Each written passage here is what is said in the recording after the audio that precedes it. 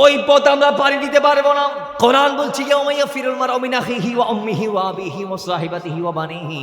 সেদিন আপন ভাই, স্ত্রী, পুত্র, সন্তান, সন্ততি, ভাই, রিশতেদার, হকদার, স্ত্রী যা আছে সবাই আপনারা ভুলে যাবে, সবাই আপনারা পর করে দিবে।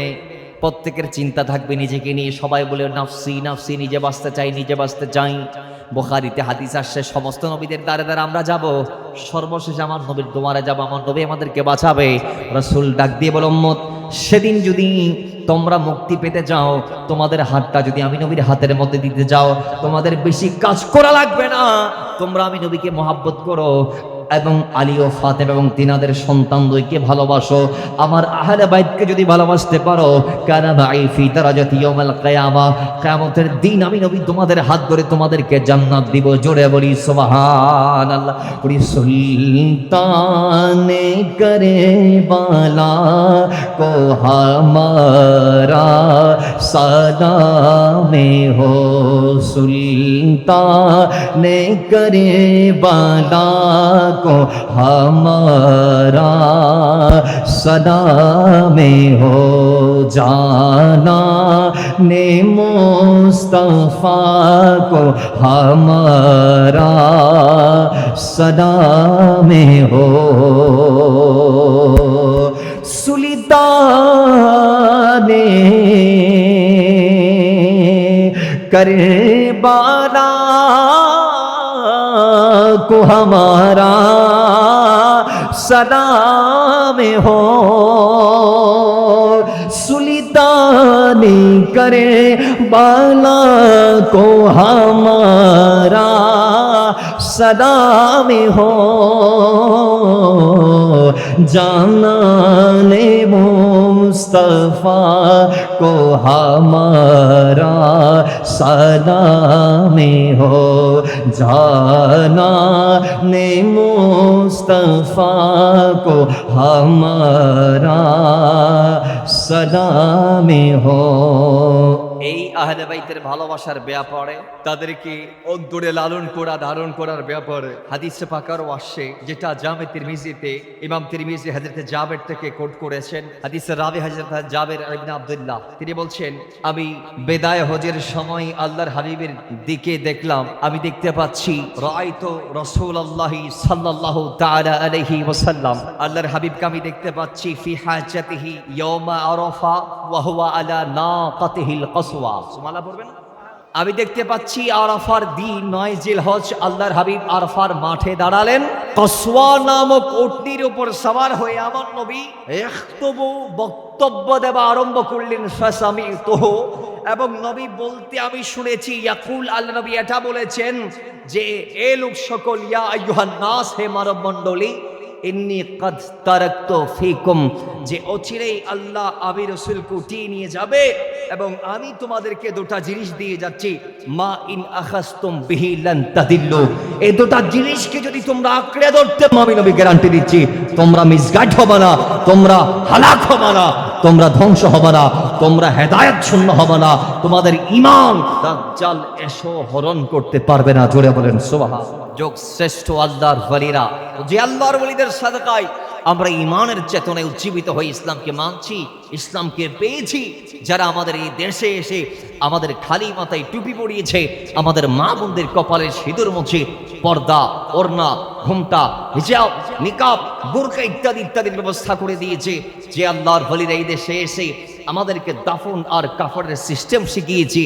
বাবা, এই দেশে তো মানুষ মারা গেলে মানুষদেরকে জীবন্ত আগুনে জ্বালানো হতো, মানুষদেরকে রাস্তার ধারে ফেলে দেওয়া হতো, কুকুর, সিগাল, বিড়াল, শকুন এসে এদেশের মানুষদের বড়ি রক্তগুলা খাইতো, মাংসগুলা খাইতো। কিন্তু হ্যাঁ, যেই মুহূর্তে আল্লাহর ওয়ালি শাহজালাল থেকে শুরু করে যোগশ্রেষ্ঠ আল্লাহর ওয়ালিরা এই দেশে কদম দিয়ে আমাদের খালি মাথায় পরিয়ে দিয়েছে টুপি, সেদিন থেকে এহেন হীন কার্যক্রমগুলা বন্ধ করে দিয়েছেন তারা বলছেন, না, যে বাবা তোমাকে নিজে না খেয়ে খাওয়ার দিয়েছে, যে মা তোমাকে নিজের জীবন বাজি রেখে দুনিয়ার আলো দেখিয়েছে, যে মা তোমার পিছনে 20 থেকে 30টি বছর অনাহারে অর্ধাহারে কাটিয়ে দিয়েছে, যেই মা তোমাকে অন ডিউটিতে 24 ঘন্টা সময় দিয়েছে, ওই মার ইন্তেকালের পরে তুমি এইভাবে তাকে রাস্তার ধারে আগুন দিয়ে জ্বালাই দিয়ে শেষ করতে পারো না।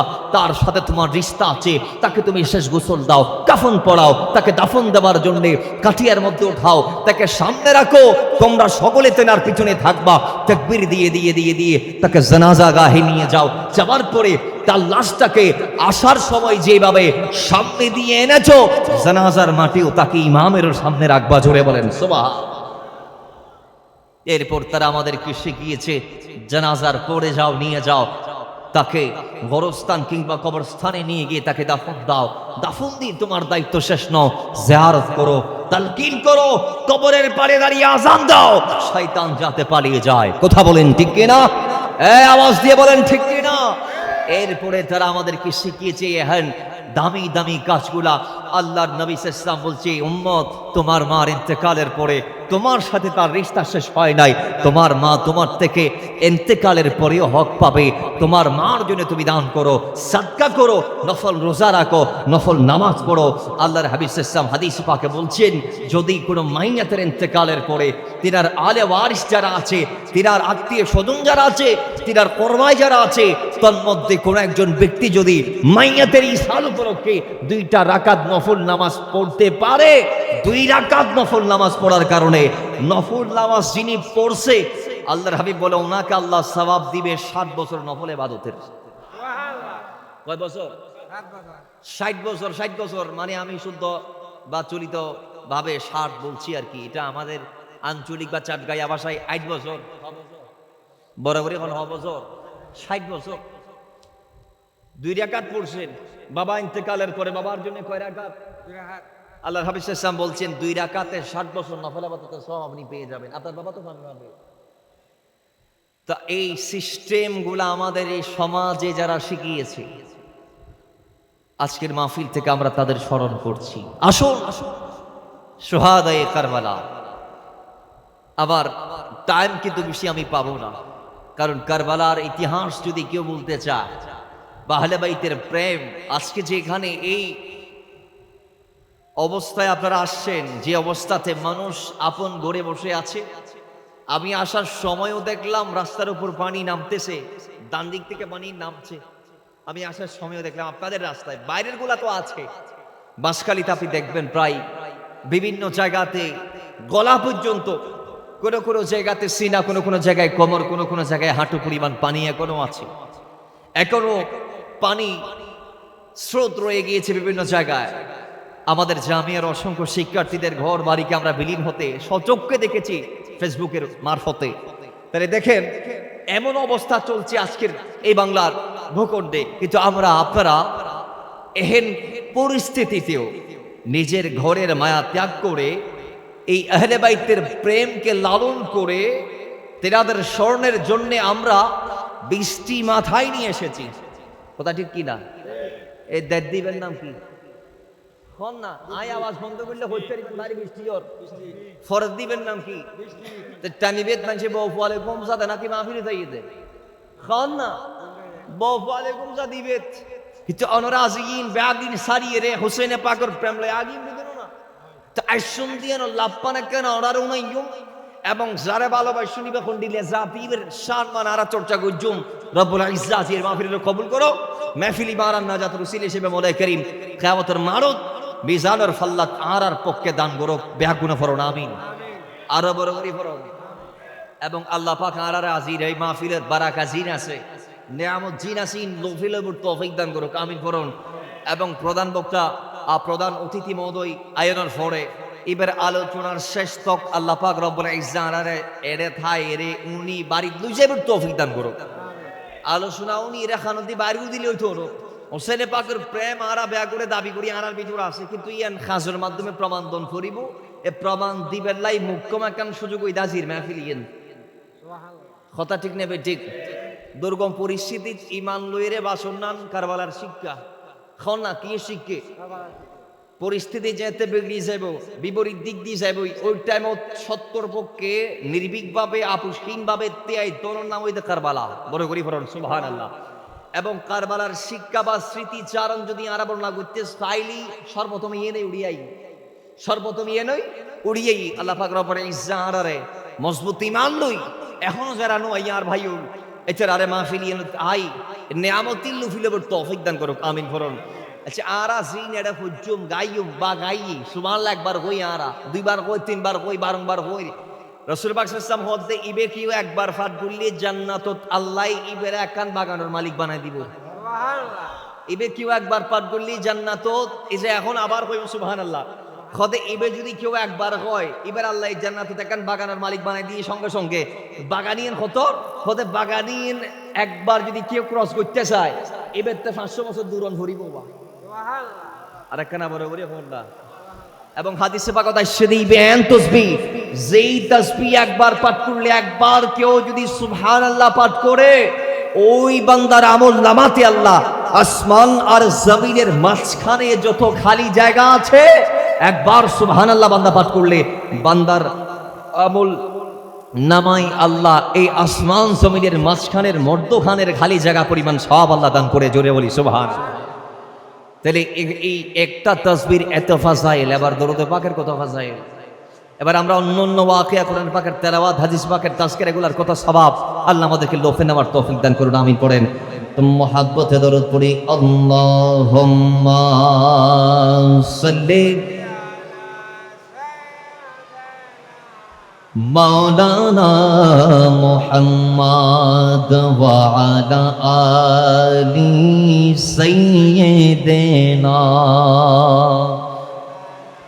अरे जिसने हक करबला में अदा कर दिया अपने नाना की वादा वफा कर दिया सभी को चुम्मत की खा तेरी फिदा कर दिया घर का गरी सब सुपुरे दे खुदा कर दिया उस हुसैन इब्ने हैदर पे लाखों सलाम सलाम या हुसैन सलाम या हुसैन जिनकी पाकी की खुदे पाक आयत दलील जिनकी खातिर हुआ ताब सजेदा तवी जिनका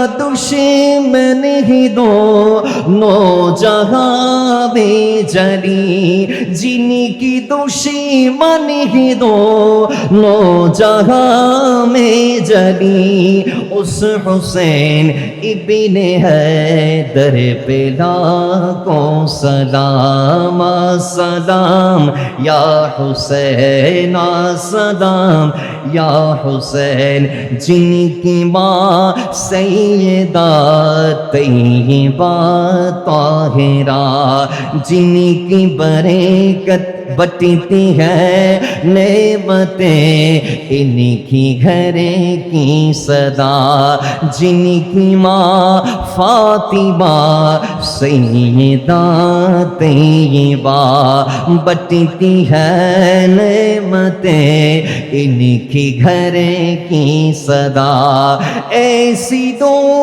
दिल से सीखी थी जिसने वफा ऐसी दो दिल किसी की थी जिसने वफा उस हुसैन इब्ने हैदर पे लाखों सलाम सलाम या हुसैन सलाम या हुसैन अस्सलाम या हुसैन सलाम या हुसैन जो कि नूरे नबी इब्ने करार है खूब सूरत गुले शाह अबरार है जन्नती नौजवानों के सरेदार है जन्नती नौजवान जवानों के सरेदार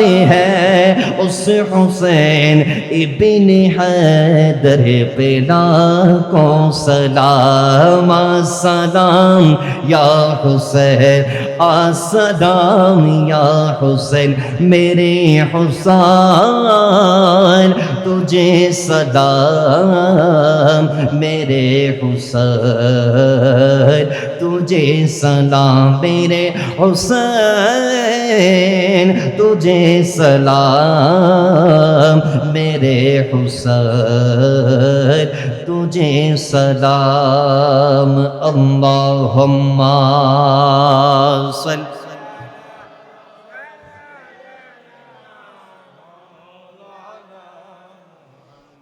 वअला आली सय्यिदिना। আসেন কারবালার যিনি মূল শহীদদের সরদার নবাসায়ে মুস্তাফা আলী ও ফাতেমার নয়নের দোলাল আমার নবীর কলিজার টুকরা, জুড়ে বলি সুবহানাল্লাহ। হিজরি চতুর্থ কিংবা পঞ্চম এর মধ্যে মদিনায়ে তাইয়্যিবার দামি একটি মহেন্দ্র কোণে আল্লাহ পাক রব্বুল ইজ্জাত তিনাকে জমিনে তাশরীফ পাঠিয়ে দিলেন, জোরে বলেন সুবহানাল্লাহ। তিনি দুনিয়াতে আসলেন, তিনি কেমন ব্যক্তি? যিনি দুনিয়াতে আসার পরই যিনাকে মুস্তাফার কুলে দেয়া হয়েছে, দাত্রীর মাধ্যমে আমার নবীর কোল মোবারকে দেয়া হয়েছে। তিনি ওই ব্যক্তি যেনার বাবাকেও আমার নবীর কোলে দেওয়ার আগ পর্যন্ত তেনার বাবাও চুপ কোলে নাই, জোরে বলেন সুবহানাল্লাহ। তেনার বাবার মুখে সর্বপ্রথম আমার নবী লালা দিয়েছেন, কানে আজান মুস্তাফা দিয়েছেন। রসুলে পাকের স্পর্শ অনুভব করতে পারার পরে মৌলা আলী চুপ কোলে আমার নবীকে প্রথম দেখেছেন, জোরে বলি সুবহানাল্লাহ। সেইভাবে হোসাইন ইবনে আলী ও তিনার সন্তান আলীর সন্তান হোসাইন ইবনে আলী ও কি তিনার দুনিয়াতে আসার পরই মুস্তাফার কুলে দেয়া হলো, চোখ খুলল, আমার নবীর চেহারা আধারের জিয়ারত করার সুযোগ পেয়ে গেল, জোরে বলি সুবহানাল্লাহ। বাবারা আমার নবীর কুলে তিনার দেওয়ার পরই চোখ খুলে মুস্তাফার নূরানি চেহারার জিয়ারত করার পরে আমার নবী তিনার কানে আজান দিলেন। মুস্তাফা ধারা মোবারক তিনার মুখের মধ্যে লাগিয়ে দিলেন। লাগিয়ে দেওয়ার পরে আমার নবী তিনার নাম রাখলেন হোসেন। মাথায় রাখবেন জমিনে আল্লাহর হাবিব ইসলামের দুজন নাতি ছিল, এক নাতির নাম হাসান আর এক নাতির নাম হোসাইন। এই দুটি নাম যদিও এগুলো আরবি নাম ছিল, কিন্তু আরবের জমিনে কোনো আরবি ভাষাভাষী মানুষ তাদের সন্তানদের নাম হিসেবে এগুলা রাখার সুযোগ পায় নাই, জোরে বলি সুবহান। নাম দুটা ছিল মানুষের অন্তরে, কিন্তু কেউ রাখে নাই, কারণ আল্লাহ তাদের অন্তর থেকে এটা উঠিয়ে নিয়েছেন। কারণ এগুলা আল্লাহ নওয়াসায়ে মুস্তাফাদের জন্য সেটআপ করে রেখেছেন, জোরে বলি সুবহান। সুরিয়ানি ভাষায় এই দুটা নামের অর্থ দাঁড়ায় শিব্বির ও সাব্বির। হযরত হারুন আলাইহিস সালাম যিনি মুসার আপন ভাই ছিলেন, যিনাকে আল্লাহ মুসা নবীর দোয়ার বদৌলতে নবুয়ত দিয়েছেন। মুসা নবী বলে, আল্লাহ আমার কেউ তো নাই। পরবর্তীতে আল্লাহ নবী মুসার অনেক হয়েছে সহচর বা সফর সঙ্গী হিসেবে অনেকে হয়েছে, কিন্তু প্রথমে হযরতে হারুন ছাড়া কেউ ছিলেন না। হযরত ইউশা ইবনে নুন থেকে শুরু করে যত সফর সঙ্গী আছে, মুসা কালিমুল্লাহ যত সাহাবী আছে, এগুলা পরে হচ্ছে। তা মুসা নবীর যখন ডানে বামে কেউ ছিল না, মুসা কালিমুল্লাহ দোয়া করেছিলেন, আল্লাহ আমার একটা আপন ভাই আছে যিনি বয়সে আমার বড়, আল্লাহ তুমি আমার ভাই। ওই হযরতে মুসা কালিমুল্লাহ দোয়া করলেন, আল্লাহ তুমি আমার এই ভাইকেও নবুয়ত দান করো, তিনাকেও নবী বানিয়ে দাও, জোরে বলেন না সুবহানাল্লাহ। মুসা নবীর এই যে ভাইয়ের দুজন সন্তান ছিল, এদের নাম ছিল শিব্বির ও সাব্বির। এই নামগুলা ছিল সুরিয়ানি ভাষায়। এদের নামগুলাকে আরবিতে যদি ট্রান্সলেট করা হয়, এগুলা দাঁড়ায় হোসাইন এবং হাসানে, জোরে বলি সুবহানাল্লাহ। এই দুটা যদিও আরবি নাম, জাহেলি যুগে এগুলা কেউ রাখে নাই। আল্লাহ মানুষের অন্তর থেকে এগুলো উঠিয়ে নিয়েছিলেন। যাই হোক, তো আল্লাহর হাবিব সাল্লাল্লাহু আলাইহি ওয়াসাল্লাম নাম রাখলেন, সপ্তম দিনে আকিকা করলেন। তো শুধু এতে শেষ না, তিনি ওই জাতে পাক, হোসাইনে পাক, ওই জাতে পাক, মেশকাতুল মাসাবিতে সাহেবে মেশকাত, যিনি মেশকাতের সংকলক ছিলেন, উনি মেশকাত সংকলন করতে গিয়ে হয়তো 572 কিংবা 672 পৃষ্ঠার মধ্যে তিনি চমৎকার একটি হাদিস, 572 নং পৃষ্ঠার মধ্যে শেখ ওয়ালিউদ্দিন মোহাম্মদ ইবনে আব্দুল্লাহ রহমতুল্লাহ আলাইহি উনি চমৎকার একটি হাদিস কোট করেছেন, যে তিনি বলছেন হোসাইন ওই জাতে পাক যিনি দুনিয়াতে আসার আগে কে তাকে প্রথম কুলের মধ্যে নিবে, যিনি নিবেন আল্লাহ তিনাকে স্বপ্ন যুগে দেখিয়ে দিয়েছেন। জোরে বলি সুবহানাল্লাহ। কিভাবে তিনি হাদিস বর্ণনা করছেন যে আল্লাহ নবীর আপন চাচি হযরত আব্বাস এর স্ত্রী, হযরত আব্বাসের স্ত্রী, জিনার সন্তান ছিল ফাজাল, তিনাকে সন্তানের নামে ডাকা হয় উম্মে ফাজাল। তিনার আরেকটি নাম আছে বিনতে হারেস, হারেসের কন্যা। আরবের জমিনে সচরাচর সন্তানদেরকে দুইটা নামে ডাকে, বিয়ের আগে বাপের নামে, বাপ না থাকলে মায়ের নামে, আর বিয়ের পরে নিজের সন্তান যখন হবে তখন নিজের সন্তানের নামে। যেমন আমরা ইবনে আব্বাস রূপে যাকে চিনি, তিনি ইবনে আব্বাস নয়, তিনার নাম হচ্ছে আব্দুল্লাহ। নাম কি? কিন্তু তিনাকে আমরা চিনি আব্বাসের ছেলে বলে, ইবনে আব্বাস। ইবনে আব্বাস তিনার নাম নয়, তিনার নাম হচ্ছে হযরতে আব্দুল্লাহ।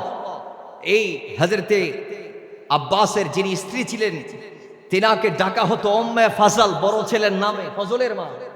এখানে আমাদের সমাজে আমরা মানুষদেরকে খেতাব করি অমুকের মা, তমুকের মা, অমুকের বাবা বলে কি বলি না? বলেন না, বলেন না, বলি কি বলি না? আবুল ফজল মানে ফজলের পিতা। আবুল ফজল কাকে বলা হয়? হযরত আব্বাসকে আবুল ফজল বলে। উম্মে ফজল কাকে বলে? হযরত আব্বাসের স্ত্রীকে ফজলের আম্মা জানকে উম্মে ফজল বলা হয়। এবং ওনার নামের পিছনের অংশ বিনতে হারেস, হারেসের কন্যা। এখন আসেন, এটা কেন বলা হয়? আমাদের সমাজে আমাদের পিতার স্থলাভিষিক্ত বা সমবয়সী কিংবা আমাদের কোনো আঙ্কেল আমাদেরকে কি বলে ডাকে? এই অমুকর হুয়া বলে, কি বলে না? খন না হয় না হয়। সাইফুলের ছেলে, সাইফুলের ছেলে কেন বললো? সাইফুল যিনি বলেছেন তিনার সমবয়সী কিংবা বন্ধু বলে, তো তিনি সাইফুলকে চিনে বিদায় সন্তানকে ডাকছে সাইফুলের নামে, মানে সাইফুলের ছেলে। মূলত ওনার নাম সাইফুল নয়, উনি সাইফুলের সন্তান, কিন্তু ডাকা হচ্ছে বাবার নামে। বলেন কার নামে? এবং আল্লাহ কিয়ামতের দিন হাদিসে পাক আসছে বান্দাকে ডাকবেন তার বাবার নামে। সুবহানাল্লাহ। বাড়ি জগবেন্দেরই আর একখানা বড় করে ফোন না। তাহলে আল্লাহ কিয়ামতের দিন বান্দাকে ডাকবেন বাবার নাম ধরে, গোত্র গোষ্ঠী কাবিলার নাম ধরে। আসুন আমরা ওদিকে না যাই। তো হযরতে উম্মে ফাজল বিনতে হারেস, হারেসের কন্যা, ফজলের মা, হযরত আব্বাসের স্ত্রী, তিনি বলছে আল্লাহর হাবিবের কদমে গিয়ে কাঁপতে কাঁপতে কাঁপতে কাঁপতে, ইয়া রাসূলুল্লাহ, বেয়াদবি মাফ করবেন ও নবী, আমি এমন একটা স্বপ্ন দেখেছি যেটা বলার সাহস আমি পাচ্ছি না। এত মারাত্মক একটি স্বপ্ন আল্লাহ আমাকে দেখিয়েছেন। তখন আল্লাহর হাবিব সাল্লাল্লাহু আলাইহি ওয়াসাল্লাম বলে, ঠিক আছে, কি স্বপ্ন আল্লাহ আপনাকে দেখালেন আমাকে একটু বলেন। বাবারা আমার, চাচি আম্মা বলে, ইয়া রাসূলুল্লাহ, ও মদিনাওয়ালা রাহমাতুল লিল আলামিন, আমি বলতে পারবো না, আমার শরীর কাঁপছে, আমার বড্ড ভয় হচ্ছে, এটা আমি আপনাকে কেমনে বলতে পারি? ইয়া রাসূলুল্লাহ, আমি এই স্বপ্নের কথা আপনাকে বলতে পারবো না রাসূল, আমার সেই সাহস নাই, আমি বলতে পারবো না। নবীজি অভয় বাণী দিলেন। মা তারপরে বলতে পারে না। বারংবার বলার পর আল্লাহ নবী যখন তিনাকে বলে, সমস্যা নাই, আমার কাছে বললে আমি আপনার স্বপ্নের দাবির করে দিব, আপনি আমাকে নির্দ্বিধায় বলতে পারেন, আপনি আমার না বলে কারে বলবেন?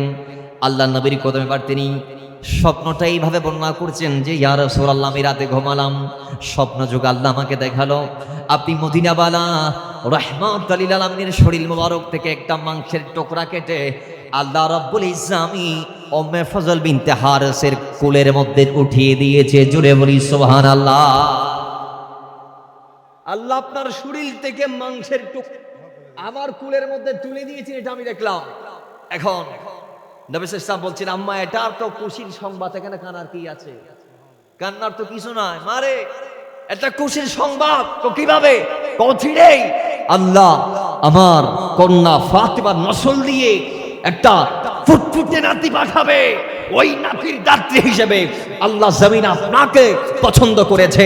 হোসাইন যখন দুনিয়াতে কদম দিবে, ফাতেমার নসল থেকে হোসাইন বের হতে দেরি, দুনিয়াতে প্রথম আপনি ওই ব্যক্তি যেই ব্যক্তির হাত হোসাইনে পাকের গায়ের মধ্যে রাখবে এবং হোসাইনকে আপনি প্রথম কুলের মধ্যে দিবেন। জোরে বলেন সুবহান আল্লাহু আকবার। ইয়া রাসূলুল্লাহ জিন্দাবাদ।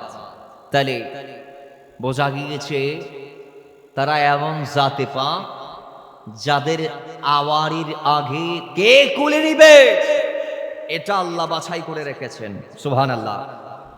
একই পৃষ্ঠার মধ্যে 572 নং পৃষ্ঠাতে এর পরের হাদিস সাহেবে মেশকাত লিখছেন হাদিসগুলা। এটা যদিও কোনো রচনা নয়, এটা হচ্ছে সংকলন। মেশকাতুল মাসাবি এটা সংকলন, এটা মূল কিতাব নয়। বিভিন্ন হাদিসে পাকের বড় বড় কিতাবগুলার থেকে, সেহা শিক্ষা থেকে শুরু করে বড় বড় কিতাবগুলার থেকে হাদিস এনে এনে তিনি সংকলন করেছেন। এজন্য মেশকাত এটা কোনো রচনা নয়, এটা একটা সংকলনের নাম। বলেন এটা কিসের নাম? একটা সংকলনের নাম। যাই হোক, পরের হাদিস আল্লাহর হাবিবের নামাসা হোসাইন দুনিয়াতে আসলেন। দেখেন, আসার পরে আম্মাজান হযরতে ফজলের আম্মা আল্লাহর নবীর চাচি হোসাইনে পাকের বড় মা, তিনি কুলের মধ্যে নিলেন, বা নানি কুলের মধ্যে নিলেন। নেয়ার পরে তিনি এনে ডাইরেক্ট রাসূলুল্লাহর সামনে তাকে পেশ করলেন।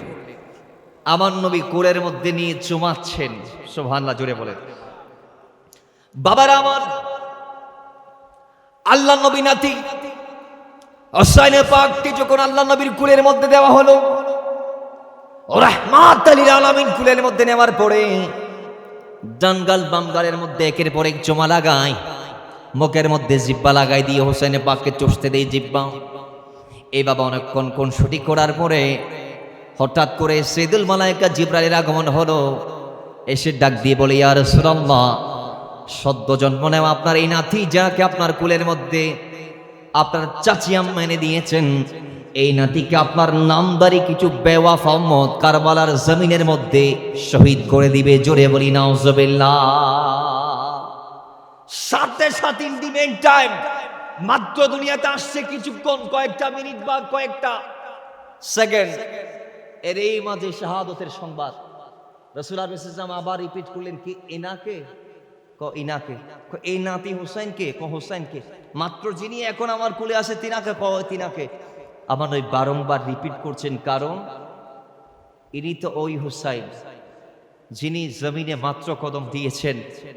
দুনিয়াতে আসার পরপরই রাসূল খুশি হয়েছেন। খুশিটা শেষ হওয়ার আগে আগে শাহাদতের সংবাদ চলে আসছে। আমার নবী সাল্লাল্লাহু আলাইহি ওয়াসাল্লাম বলছেন, কিভাবে?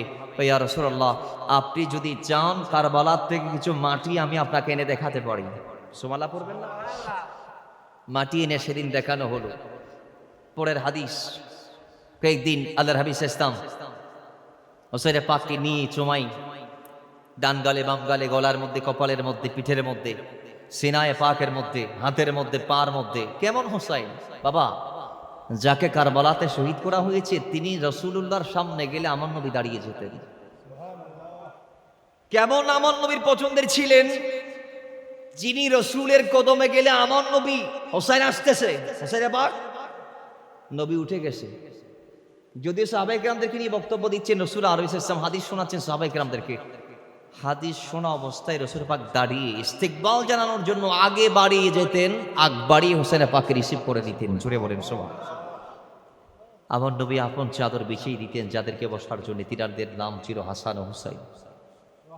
কেমন জাতে পাক, যাদের জন্য সেজদা আল্লাহ নবী লম্বা করেছেন। বাড়াইতে বাড়াইতে বাড়াইতে বাড়াইতে অনেক কাল ক্ষেপণের পরে রাসূল যখন সেজদার থেকে মাথা তুলতে চাচ্ছে, কয় আল্লাহ কি আমার উপর নারাজ হয়ে যাচ্ছে নাকি যে হুসাইনের জন্য আমি এতক্ষণ সেজদাকে লিঙ্গার করছি? গায়েব থেকে আওয়াজ এসেছে, ইয়া রাসূলুল্লাহ, আজকে সেজদা উঠাইবেন না, মাথা তুলবেন না যতক্ষণ হুসাইন আপনার গর্দান মোবারক থেকে সজ্জায় নামবে না, ততক্ষণ সেজদাতে আপনি আল্লাহর তারিফ করতে থাকেন আর থাকেন। যখন হুসাইন আপনি নিজে নামবে, তখন আপনি মুস্তাফা সেজদার থেকে শেরে পাক উঠাবেন। জুড়ে বলি সুবহান। যাদের জন্য রাসূল সেজদাকে দীর্ঘ করেছেন, দুনিয়াতে কি ঘোড়ার অভাব ছিল? ঘোড়ার কি এত অভাব ছিল মুস্তাফাকে ঘোড়া সাজতে হয়েছে? অথচ আল্লাহর হাবিব সাল্লাল্লাহু আলাইহি নিজে বলছে, আমি যদি চাই, আমি যদি বলি আল্লাহ উহুদের পাহাড়, বদরের পাহাড় এগুলার স্বর্ণ বানায় আমার পিছনে ছড়াই দাও, এগুলো আমি যেদিক চাই সেদিক যাবে। নাবিজি যদি এই কথা একবার বললে আল্লাহ ওটা কবুল করবে। উহুদের পাহাড় স্বর্ণের রূপান্তর হয়ে আমার নবীর পিছন পিছন যাত্রা করবে। আমার নবী সেখান থেকে চাইলে ইচ্ছা মতো দাম খরচ করতে পারবে, কিন্তু আল্লাহর নবী চাই নাই। এবং ওই নবীর ক্ষমতা ছিল নাতিদেরকে ঘোড়া কিনে দেয়া। এরপরেও আমার নবী নিজেই নাতিদের জন্য ঘোড়া সাজাছিলেন। সুবহানাল্লাহ পড়বেন না? আর একটু জোরে বলবেন না সুবহানাল্লাহ? আরে নানাকে ঘোড়া বানাইয়া বসতেন তারা পিঠে চড়িয়া, নানাকে ঘোড়া বানাইয়া বসতেন তারা পিঠে চড়িয়া। খুশি হয়ে দয়াল নবী, খুশি হয়ে মায়ার নবী তাকে তিনি ঘুরিতে। আরে কত ভালোবাসতেন নবী ইমাম হোসেনকে, কত আদরে করতেন নবী ইমাম হাসানকে। আদরে করে চুমুকিতেন, আদরে করে চুমুকিতেন তাদের গলেতে। কত ভালো বাসতেন নবী ইমাম হাসানকে, কত ভালো বাসতেন নবী ইমাম হাসানকে। আরে ঘোড়া চলতে চলতে যখন একটু বেঁকে যেত, নবীজিকে নাড়া দিত, নবীজিকে নাড়া দিত। যদি একটু ডেকে যেত, নবীজিকে নাড়া দিত, নবীজিকে নাড়া দিত। যখন একটু থেমে যেত, নুরি নবীকে নাড়া দিত। আর বলতো যাই না কেন সাদের গোড়া, যাই না কেন সাদের গোড়া মোদিরকে নিয়ে। কত ভালো বাসতেন নবী ইমাম হাসানকে, কত আদরে করতেন নবী ইমাম হোসেনকে। আদরে করে চুমুকিত, আদরে করে চুমু দিতেন তাদের গলেতে। কত ভালোবাসতেন নবী ইমাম হোসেনকে। আল্লাহুম্মা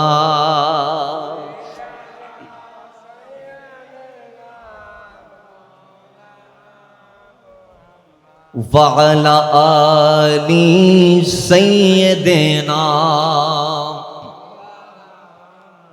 বাবার আমার রাহমাতাল লিল আলামিন যাদের জন্য ঘোড়া সেজেছেন তারা কেমন জাত ছিল, যাদের ব্যাপারে ভাই সিরিয়াল হাদিসগুলো আমরা একটু পরে বলবো।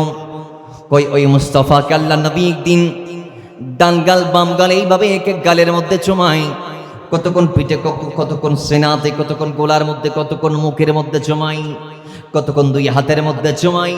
হোসেনের পাঁকি চুমা দেয়া অবস্থায় আল্লাহ নবীর গোলাম জিবরাইল সাইয়্যিদুল মালায়েকা রসুলের পাকের কদমে এসে ডাক দিয়ে বলে, ইয়া রাসূলুল্লাহ, মদিনাওয়ালা নবী গো, যেই নাতিকে এত আদর করছেন, কারবালার ময়দানে আপনার কিছু নামদারি উম্মত এই হোসাইনে পাককে রক্তাক্ত করবে, শহীদ করবে। জোরে বলি নাউজুবিল্লাহ। তাহলে এইভাবেই দুনিয়াতে আবারের পর পরই একবার, দুইবার, তিনবার, বারবার সুবহানাল্লাহ পড়বেন না? লাস্ট বারে মিকাইল এসেছে, কারবালার মাটি পর্যন্ত এনে দিয়েছে, আল্লাহর হাবিব সাল্লাল্লাহু আলাইহি ওয়াসাল্লাম উম্মে সালমাকে দিয়েছে। কারণ কি? 11 স্ত্রীর ভিতর 61 হিজরিতে যখন কারবালার মাঠে হোসেনের পাককে শহীদ করা হবে, ওই সময় 11 স্ত্রীর ভেতরে হযরত উম্মে সালমা ছাড়া আমার নবীর কোন স্ত্রী জমিনে থাকবে না। বিদায় আল্লাহর নবীর দূরদর্শী গায়েবের চক্ষু দিয়ে আল্লাহ নবী দেখতে পাচ্ছে, সেদিন নবীর জমিনে স্ত্রীদের ভিতর থেকে যিনি জিন্দা থাকবে তিনার নাম হচ্ছে হযরত উম্মে সালমা।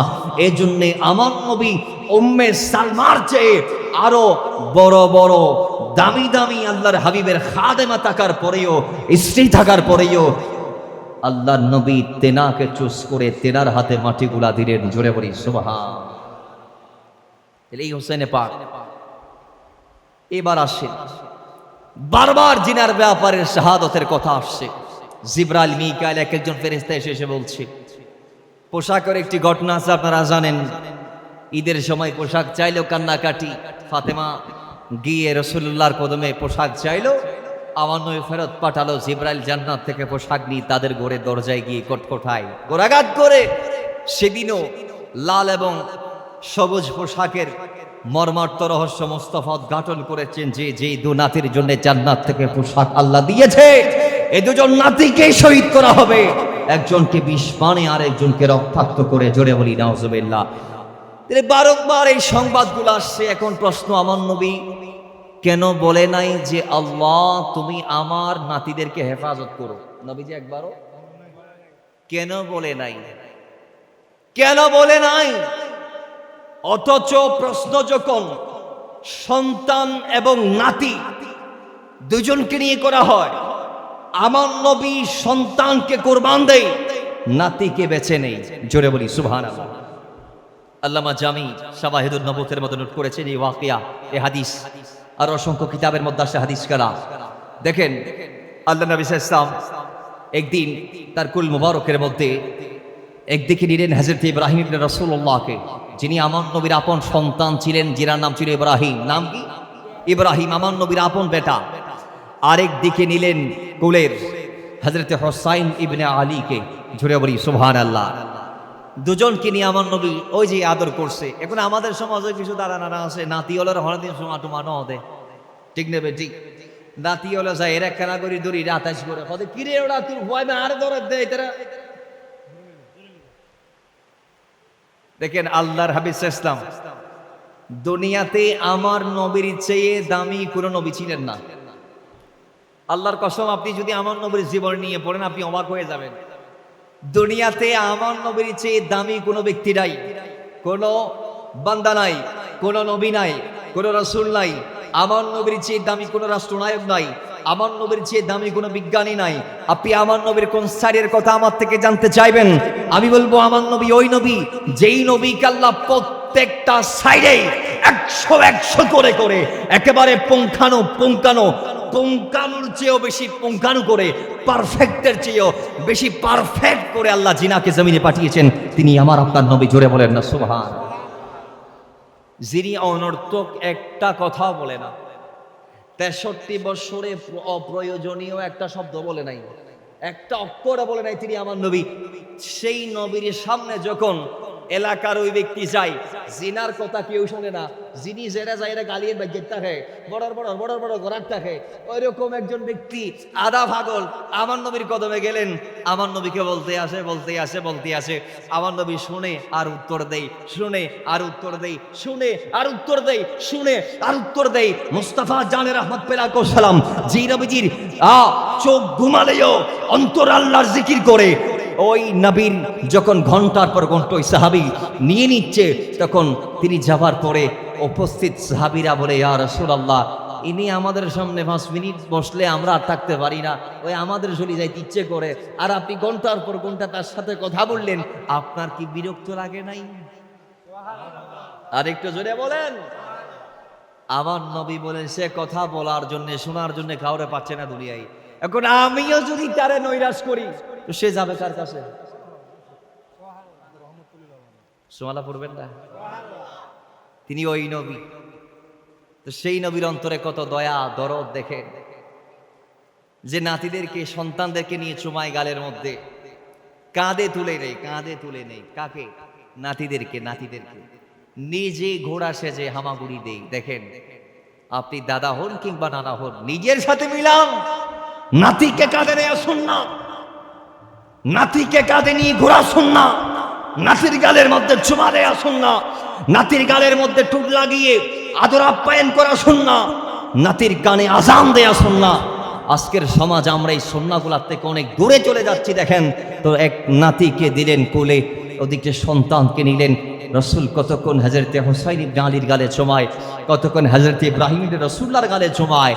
বাবারা আমার, আল্লাহ নবী এইভাবে কিছুক্ষণ আদর করার পরে জিবরাইল আমিন এসে ডাক দিয়ে বলে, ইয়া রাসূলুল্লাহ, একদিকে আপনার নাতি আর একদিকে সন্তান, দুইজনে আপনার ভালোবাসার ও মদিনাওয়ালা রাহমাতাল লিল আলামিন, যাদেরকে তো আদর আপ্যায়ন করছেন, যত্ন করছেন, যাদেরকে গালের মধ্যে চুমা দিয়ে আদর ভালোবাসার বহিঃপ্রকাশ আপনি ঘটাচ্ছেন, ইয়া রাসূলুল্লাহ, আল্লাহ বলেছে এই দুইজন থেকে একজন আল্লাহর জন্য কোরবান দিতে হবে।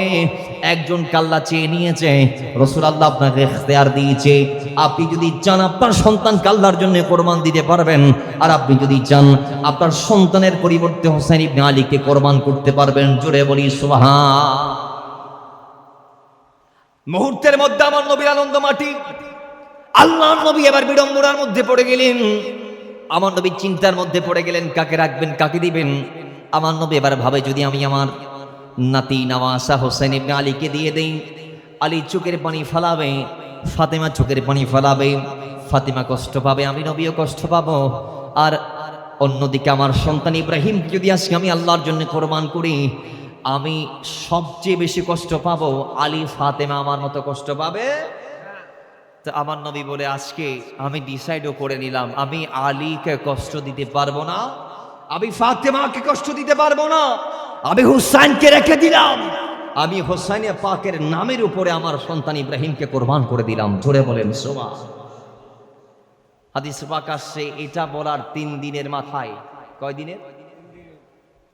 3 দিনের মাথায় হযরত হুসাইন ইবনে আলী দুনিয়াতে রয়ে গেলেন, ইব্রাহিম ইবনে রাসূলুল্লাহ দুনিয়া থেকে বিদায় নিলেন। ইন্না লিল্লাহি, আল্লাহর হাবিব সাল্লাল্লাহু আলাইহি ওয়াসাল্লাম নিজ সন্তানের দাফন কাফন সব করলেন। এই দিনের পর থেকে হুসাইন যখন আল্লাহ নবীর কদমে আসতেন, চিত্রটা তখন রাসূল পাল্টাই দিতেন অন্য দিনের চেয়ে আরো বেশি। কিভাবে? আল্লাহ নবী হুসাইনের জন্য দাঁড়িয়ে যাইতেন, আট বাড়িয়ে যাইতেন, বলতেন, হুসাইন আপনি আমার কাছে ঠিক অতটা প্রিয় যতটা আমার সন্তানও না। কিভাবে? আমি 3 দিন আগে আমার কাছে যখন সাইয়্যিদুল মালায়েকা জিবরাইল এসে বলল, ইয়া রাসূলুল্লাহ, দুজন থেকে একজন আল্লাহ চেয়ে নিচ্ছে, কাকে রাখবেন, কাকে দিবেন? আল্লাহ আপনাকে ইখতিয়ার দিয়েছে। হুসাইন, আমি চাইলে আমার সন্তানটাকে রাখতে পারতাম, তোমাকে আল্লাহর জন্য দিয়ে দিতে পারতাম, কিন্তু আমি তোমাকে দেই নাই, তোমাকে রেখে দিয়েছি, আমার সন্তানকে তোমার নামের উপর কোরবান দিয়ে ফেলেছি। জোরে বলি সুবহান। এখন হুসাইনকে রাখলেন কেন? প্রশ্ন যদি করা হয়, উত্তর আছে। কিভাবে? যখন উম্মত আর হুসাইনের প্রশ্ন আসবে, যখন সন্তান আর হুসাইনের প্রশ্ন আসে, তখন নবীজি সন্তানকে কোরবান দেয়, নাতিকে বেছে নেয়। আর যখন উম্মত আর নাতির প্রশ্ন আসবে, তখন আল্লাহর হাবিব উম্মতকে বেছে নেয়, উম্মতের জন্য হুসাইনকে কোরবানি দেয়। জোরে বলি সুবহান। দেখেন আপনি, কারবালার মাঠে হুসাইন পাকের কোরবানি উম্মতের মুক্তির জন্য হয়েছে। কেন? আমার নবীর উম্মত গুনাহগার, আমার নবীর উম্মত পার পাবে না। আমার নবীর উম্মতদেরকে পার করার জন্য মন রক্ত দিয়েছে আহলে বাইত আতহার কারবালার ময়দানে। কথা বলেন ঠিক কিনা? তো যারা আমাদের জন্য মন রক্ত দিয়েছে, আমরা কি তাদেরকে ভুলে যাব? তাদের স্মরণকে বন্ধ করে দিব? এখন কিছু মহল্লা কি দেখা যায় না, যেখানে কারবালার মাস আসার পরে হুসাইন পাকের নাম গন্ধ নাই, তাদের মিম্বর গোলাপ থেকে হুসাইন পাকের তাস্করার চর্চা হয়? জোরে বলেন না হয়? আমরা দোয়া করি, হাদাহুল্লাহ, আল্লাহ তাদেরকে হেদায়েত দান করুন। আমিন। জোরে বলা যায় না? তো সেই হুসাইন পাক, তিনাকে আমরা ভালোবাসি, তিনার ভালোবাসার বহিঃপ্রকাশ গোটাতে আজকের এই মাহফিল কেউ ইন্তজাম করে ঘটিয়েছে, কেউ স্বতঃস্ফূর্ত অংশগ্রহণ করে ঘটিয়েছে। এবার আসে কেন ভালোবাসি, একটু কোরআন থেকে আমরা জানার চেষ্টা করি। কোরআনকে প্রশ্ন যদি করা হয়, কোরআন হুসাইনের পক্ষে থেকে লাভ কি, কেন ভালোবাসবো বলো তুমি? তখন কোরআনের সূরা শুরার 23 নং আয়াত আমাদের চক্ষু খুলে দেই, জবাবটা দেই এভাবে যে তোমরা কি দেখো না আল্লাহ কি বলে নাই? বিসমিল্লাহির রহমানির রহিম, কুল লা আসআলুকুম আলাইহি আজরান ইল্লাল মাওয়াদ্দাতা ফিল কুরবা। যে হাবিব আপনি আপনার ওয়াহির জবানে বলুন, কোন জবান? মা ইয়ান্তিকু আনিল হাওয়া ইন হুয়া ইল্লা ওয়াহয়ুন ইউহা। ইয়া রাসূলুল্লাহ আপনার ওয়াহির জবান আপনি বলে দিন যে আমি ইসলাম দিতে গিয়ে যত কষ্ট করেছি কোনো বিনিময় উম্মত তোমাদের মাঝখান থেকে আমি চাই না, তবে হ্যাঁ একটা বিনিময় আমি চাই যেটা আল্লাহর পক্ষ থেকে আল্লাহ চাইতে বলেছে। সেটা কি? সেটা হচ্ছে তোমরা যেই উম্মতদেরকে আমি দ্বীন ও ঈমান ইসলাম দিয়েছি সেই উম্মতরা আমার করবাতে যারা আছে, আমার করবার অন্তর্ভুক্ত যারা, তোমরা তাদেরকে অত্যন্ত বেশি বেশি ভালোবাসবা। জোরে বলি সুবহান। আয়াত আসছে ইল্লাল মাওয়াদ্দাতা ফিল কুরবা, আল্লাহ বলছে রাসূল পাকের কোরবায় যারা আছে এদেরকে ভালোবাসতে আল্লাহ বলেছে। এখন এটার ব্যাখ্যার জন্য আমার নবীর আপন চাচতো ভাই হযরত আব্বাসের ছেলে হযরত আব্দুল্লাহ, নাম কি? বাবার আমার আব্দুল্লাহ ইবনে আব্বাস গেলেন আল্লাহর হাবিবের কদমে। এই হাদিস কানা তাফসীরে দুরে মানসুরের মধ্যে এসেছে, ইমাম সুয়ুতী তাফসীরে দুরে মানসুরে নোট করেছি, ইবনে হাজার মাক্কি সওয়াইকে মুহরিকার মধ্যে কোট করেছেন, ইমাম জারকানি শারহে মাওয়াহিবুল্লাহ দুনিয়ার মধ্যে কোট করেছেন হাদিস খানা। কই এই আয়াত যখন নাজিল হলো, আল্লাহ নবীর আপন চাচতো ভাই হযরত আব্দুল্লাহ ইবনে আব্বাস আল্লাহ নবীর কদমের মধ্যে গেল। যাওয়ার পরে তিনি জানতে চাইল, ইয়া রাসূলুল্লাহ ও মদিনাওয়ালা, আল্লাহ বলেছে আপনার পরিবারকে ভালোবাসতে, আপনার কোরবাই যারা আছে তাদেরকে ভালোবাসতে, আপনার আহলে বাইত ধারকে ভালোবাসতে আল্লাহ বলেছে। ইয়া রাসূলুল্লাহ আমি জানতে চাই আহলে বাইত কারা, কাদেরকে ভালোবাসা আমাদের জন্য ওয়াজিব, কাদেরকে ভালোবাসতে আল্লাহ বলেছে আমি জানতে চাই। আল্লাহ নবী উত্তরে বললেন, ক্বালা আলিয়ুন ওয়া ফাতিমা ওয়া ওয়ালাদাহুমা। শুনে নাও আমার ভাই আব্দুল্লাহ, যাদেরকে ভালোবাসা আল্লাহ ওয়াজিব করে দিয়েছে তোর মধ্যে অন্যতম যিনি, যার নাম হচ্ছে আলী, তারপরে ফাতেমা, তারপরে তার দুই সন্তান হাসান ও হুসাইন। জোরে বলি সুবহান। আরো জোরে বলেন না। প্রথমে আলী, এরপরে ফাতেমা, এরপর তিনার দুই সন্তান।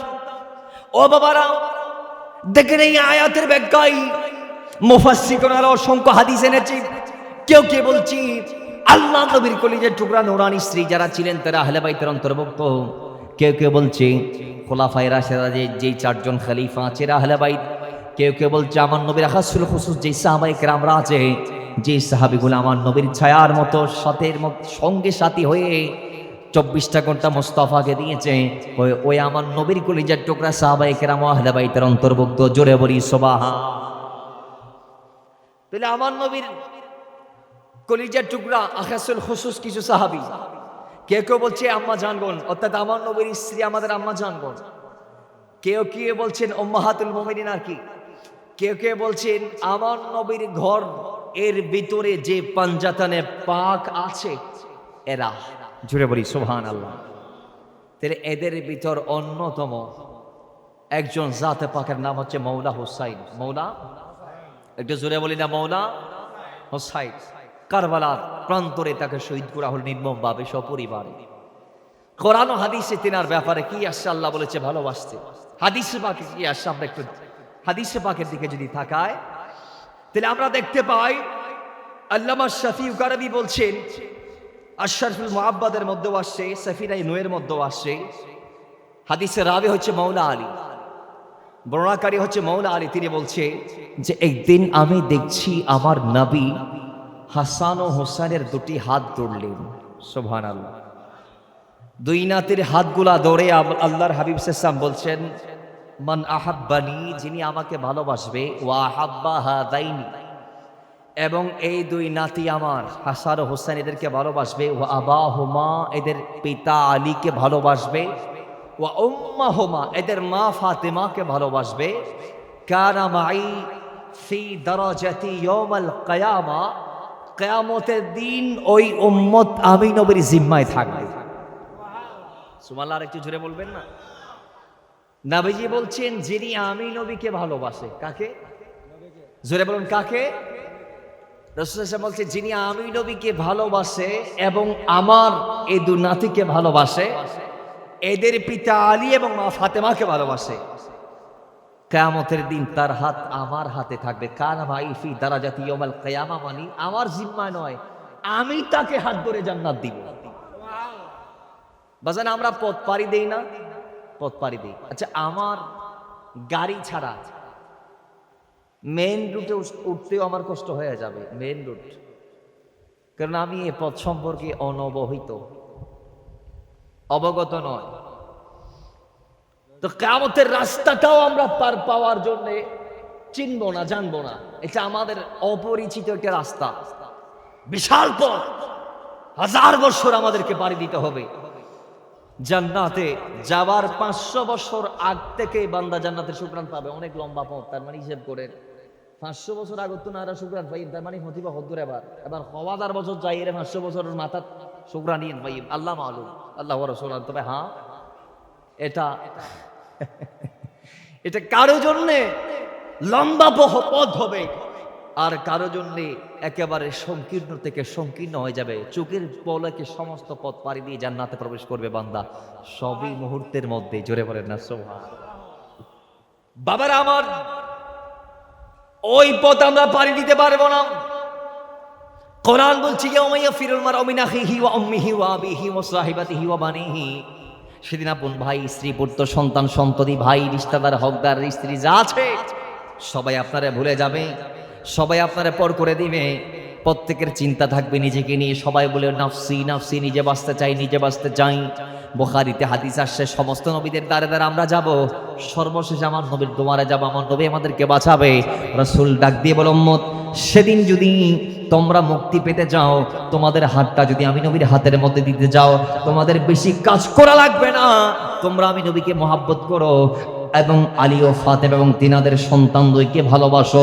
আমার আহলে বাইতকে যদি ভালোবাসতে পারো, কানা মাই ফি দারাজাতি ইয়াউমাল কিয়ামাহ, কিয়ামতের দিন আমি নবী তোমাদের হাত ধরে তোমাদেরকে জান্নাত দিব। জোরে বলি সুবহানাল্লাহ। বলি সুলতানে করে বালা কো হামারা সালামে হো, সুলতানে করে বালা को हमारा सलामे हो, जाना ने मुस्तफा को हमारा सलामे हो।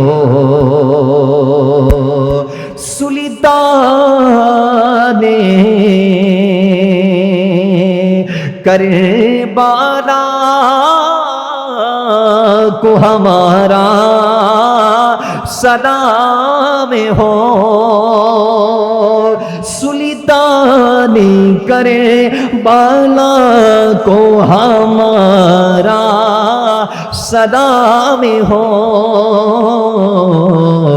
जानाने मुस्तफा को हमारा सलाम हो, जानाने मुस्तफा को हमारा सलाम हो। এই আহলে বাইতের ভালোবাসার ব্যাপারে, তাদেরকে অন্তরে লালন করা, ধারণ করার ব্যাপারে হাদিসে পাকারও আসছে, যেটা জামে তিরমিজিতে ইমাম তিরমিজি হযরত জাবের থেকে কোট করেছেন। হাদিসের রাবি হযরত জাবের ইবনে আব্দুল্লাহ, তিনি বলছেন, আমি বেদায় হজের সময় আল্লাহর হাবিবের দিকে দেখলাম, আমি দেখতে পাচ্ছি রাআইতু রাসূলুল্লাহি সাল্লাল্লাহু তাআলা আলাইহি ওয়াসাল্লাম, আল্লাহর হাবিবকে আমি দেখতে পাচ্ছি ফি হাজাতিহি ইয়াউমা আরাফা ওয়া হুয়া আলা নাকাতিহিল কসওয়া। সুবহানাল্লাহ পড়বেন। আমি দেখতে পাচ্ছি আরাফার দিন 9 জিলহজ আল্লাহর হাবিব আরাফার মাঠে দাঁড়ালেন, কসওয়া নামক উটনির উপর সওয়ার হয়ে আমার নবী বক্তব্য দেওয়া আরম্ভ করলেন। ফাসামিতুহু, এবং নবী বলতে আমি শুনেছি, ইয়াকুল, আল্লাহ নবী এটা বলেছেন যে, এ লোক সকল, ইয়া আইয়ুহান নাস, হে মানব মণ্ডলী, ইন্নী কাদ তারাকতু ফীকুম, যে অচিরেই আল্লাহ আমি রাসূলকে উঠিয়ে নিয়ে যাবে এবং আমি তোমাদেরকে দুটা জিনিস দিয়ে যাচ্ছি, মা ইন আখাযতুম বিহি লান তাদিল্লু, এই দুটা জিনিসকে যদি তোমরা আঁকড়ে ধরতে, আমি নবী গ্যারান্টি দিচ্ছি, তোমরা মিসগাইড হবে না, তোমরা হালাক হবে না, তোমরা ধ্বংস হবে না, তোমরা হেদায়েত শূন্য হবে না, তোমাদের ঈমান দাজ্জাল এসো হরণ করতে পারবে না। জোরে বলেন সুবহানাল্লাহ। এই এই দুটা জিনিস আমি তোমাদেরকে দিচ্ছি ইমান সিকিউরের জন্য, হেফাজতের জন্য। এগুলা কি? এক নং কিতাব আল্লাহ, আল্লাহর কোরআন, যেটাকে আমরা কিতাবুল্লাহ বলি, যেটাকে আমরা কি বলি? কিতাবুল্লাহ। 2 নাম্বার, নবীজি হাদিসে 2য় নাম্বারের কথা একটু ভিন্ন ভিন্নভাবে বলেছেন, কিছু হাদিসে সুন্নাহর কথা বলেছে। এই হাদিসে বলেছেন ইমাম তিরমিজি, জামে তিরমিজিতে যে হাদিস কোট করেছেন জাবের থেকে, হযরতে জাবেরের হাদিস আমাদেরকে জানান দিচ্ছে আল্লাহর নবী 2য়বারে বলেছেন ওয়াইতারাতি আহলা বাইতি, কোরআনের পরে আমি তোমাদেরকে যেটা দিচ্ছি সেটা হচ্ছে প্র্যাকটিক্যাল কোরআন। আসল কোরআনে থিওরি আছে, এই থিওরির বাস্তবে যারা প্রতিফলন জমিনে ঘটিয়েছে তেনারা হচ্ছে আল্লাহর হাবিবের নূরানী আহলে বাইত রাসূল আতহার। আল্লাহর হাবিব সাল্লাল্লাহু আলাইহি ওয়াসাল্লাম বলছে, তোমরা যদি তোমাদের ঈমানটাকে সিকিউর রেখে কবর পর্যন্ত যাইতে চাও, তাহলে তোমরা আহলে বাইত আতহারকে ভালোবাসো, তাদেরকে আঁকড়ে ধরো, জুড়ে বলি সুবহানাল্লাহ। এজন্য আমরা হোসেন পাকের পক্ষে, ইয়েজিদের বিপক্ষে। কথা ঠিক কিনা? আরেকটা হাদিস, আমরা কেন হোসেন পাককে মানি? যে হাদিস কানা মুসনাদ আহমদ ইবনে হাম্বলের মধ্যে ইমাম আহমদ ইবনে হাম্বল কোট করেছেন, যে হাদিসের রাবি হচ্ছে হযরতে আবু যার। হযরত আবু যার বলছেন, ইন্নাহু ক্বাল ওয়া হুয়া আখিযুন বিবাবিল কাবা সামি'তুন নাবিয়্যা সাল্লাল্লাহু তাআলা আলাইহি ওয়াসাল্লাম ইয়াকুল আলা ইন্না মিথলা আহলি বাইতি ফীকুম মিসলু সাফিনাতি নূহিন মান রাকিবাহা নাজা ওয়া মান তাখাল্লাফা আনহা আহলাকা। আল্লাহর হাবিব সাল্লাল্লাহু আলাইহি ওয়াসাল্লাম বলছেন যে হযরতে জাবের কাবার গিলাফ ধরে বলে, আমি আল্লাহর হাবিবকে বলতে শুনেছি, আমার নবী বলেছেন যে আমি তোমাদেরকে যেই জিনিসটা দিয়ে যাচ্ছি এটা হচ্ছে আমার আহলে বাইত, এদেরকে আঁকড়ে ধরো। যারা আমার আহলে বাইতকে আঁকড়ে ধরবে এরা পার পেয়ে যাবে, কারণ নিশ্চয় আমার আহলে বাইতের উদাহরণ হচ্ছে নূহ আলাইহিস সালাতু ওয়াস সালামের নৌকার মতো। জোরে বলেন সুবহানাল্লাহ। ওই নৌকাতে যারা উঠছিল তাদেরকে নৌকা পার করাই দিছে। কি করাই দিছে? নবীজি বলছেন আমার আহলে বাইতের নৌকাতেও যারা উঠবে, এক কথায় যারা হোসাইনি হবে তারাও পার পেয়ে যাবে। সুবহানাল্লাহ। জুড়ে বলবেন না? আর একটু জুড়ে বলবেন না? যারা হোসাইনি হবে তারা কি পেয়ে যাবে? নাজাত পেয়ে যাবে। আরো হাদিস, কেন আমরা হোসেন পাককে ভালোবাসি, কেন আমরা তিনার পক্ষে আমাদের জীবনটাকে কোরবান করতেও দ্বিধা করি না। দেখেন হাদিসটা কোট করেছি ইমাম ইবনে মাজাহ 64 নং পৃষ্ঠার মধ্যে, আল্লামা শাফিউ কারবি আলাইহির রাহমা সাফিনায়ে নূহের মধ্যে। এটা রাবি হচ্ছে হযরত আবু হুরায়রা রাদিয়াল্লাহু তাআলা। তিনি বলছেন যে আল্লাহর হাবিব সাল্লাল্লাহু আলাইহি ওয়াসাল্লামকে বলতে আমি শুনেছি, নবী সাল্লাল্লাহু আলাইহি ওয়াসাল্লাম বলেছেন, ইরশাদ করেছেন, মান আহাব্বাল হাসান ওয়াল হুসাইনা ফাকাদ আহাব্বানি ওয়া মান আবগাদাহুমা ফাকাদ আবগাদানি। যে নিশ্চয় হোসেন পাক এবং হাসানে পাক এই দুই জাতকে জমিনের যারা ভালোবাসবে তারা আমি নবীকে ভালোবাসে। জোরে বলি সুবহানাল্লাহ। মান আহাব্বাল হাসান ওয়াল হুসাইনা ফাকাদ আহাব্বানি। হাসান হুসাইনকে ভালোবাসা আমারই রাসূলের ভালোবাসা। কারে? বাবার আমার। এরপর আমার নবী বলে ওমান আবগাদাহুমা, আর এদের বিরুদ্ধে যাওয়া মানি রাহমাতাল লিল আলামিন বলে আবগাদানি, আমার বিরুদ্ধে যাওয়া। তাহলে বোঝা গিয়েছে জমিনের কোন বান্দা আল্লাহ বিধান নাজিল করার পরে সূরা সূরার 23 নং আয়াত আসার পরেও যদি হোসেনকে না মানে, আল্লাহ নবী বলেন না মানা মানে আমারে না মানা, আর হোসেনকে মানা মানে আমি নবীরে মানা, হোসেনকে ভালো না বাসা মানে আমারে ভালো না বাসা, আর হোসেনে পাকের তাস্করা করা মানে আমি নবীর তাস্করা করা, হোসেনে পাকের পক্ষে থাকা মানে আমি নবীর পক্ষে থাকা। জোরে বলি সুবহান। বাবার আমার আল্লাহ নবী রাহমাতাল লিল আলামিন আরো বলছেন, হাদিস সালমান ফারিসি এই চমৎকার হাদিস কেনা বর্ণনা করছেন। আল্লাহ নবী রাহমাতাল লিল আলামিন যে হাদিস কেনা হাদিস সালমান ফারসি বর্ণনা করছেন, এই হাদিস কেনা ইমাম আবু আব্দুল্লাহ মুহাম্মদ ইবনে হাকিম আল মুস্তাদরাক লিল হাকিমের মধ্যে এনেছেন। হাদিসের রাবি হযরতে সালমান ফারসি, তিনি বলে আল্লাহ নবী হাসান ও হুসাইনের হাত ধরে বললেন, হাসান হুসাইন এগুলা শুধু আলী ফাতেমার সন্তান নয়, এরা আমি নবীর সন্তান। এরা বাবার শুধু আলী নয়, এদের শুধু আম্মা ফাতেমা নয়, এদের পিতৃ পরিচয়ে শুধু আলী এবং ফাতেমার নাম নয়, আমি নবী দাবি করছি এরা আলী ফাতেমার সাথে সাথে আমি নবীর নামাজ আমার সন্তান। জোরে বলি সুবহান। এরা কার সন্তান? আমি নবীর সন্তান। এবং ওয়ামান আহাব্বানি মান আহাব্বাহুমা আহাব্বানি, জমিনের যারা এই দুজনরে ভালোবাসে, হাসান হোসেন রে ভালোবাসে, তারা আমি নবীরে ভালোবাসে। ওমান আহাব্বানি আহাব্বাহুল্লাহ, যারা আমি নবীকে ভালোবাসে হাসান হোসেনকে ভালোবাসার মাধ্যমে তারা আল্লাহকে ভালোবাসে। ওমান আহাব্বাহুল্লাহ আদখালাহুল জান্নাহ, আর যেই বান্দা হাসান হোসেন এবং আমি নবীকে ভালোবাসার মাধ্যমে আল্লাহকে ভালোবাসে, আল্লাহ তাকে জান্নাত দিয়ে ধন্য করবে। জোরে বলি সুবহান। ওমান আবাগাদাহুমা আবাগাদানি, আর যারা হাসান হোসেনকে ভালোবাসবে না এদের বিরুদ্ধে যাবে, এরা আমি নবীর বিরুদ্ধে। এরা কার বিরুদ্ধে? রাসূলের বিরুদ্ধে। রাসূল সাল্লাল্লাহু আলাইহি ওয়াসাল্লাম বলছে ওমান আবাগাদানি আবাগাদাহুল্লাহ, যারা আমি নবীর বিরুদ্ধে যাবে হোসেনের বিরুদ্ধে যাওয়ার মাধ্যমে তারা আল্লাহর বিরুদ্ধে। ওমান আবাগাদাহুল্লাহু আদখালাহুন নার, আর যারা হোসেন রাসূল হয়ে আল্লাহর বিরুদ্ধাচরণ করবে জাহান্নাম হচ্ছে তাদের ঠিকানা, তারা নিজেদের জন্য জাহান্নামকে মসজিদ বানিয়ে নিবে। জোরে বলি নাউজুবিল্লাহ। তাহলে বোঝা গিয়েছে জান্নাত যদি পাইতে মনে চায়, হাসান হোসেনের বিকল্প আছে? জোরে বলে না বিকল্প আছে?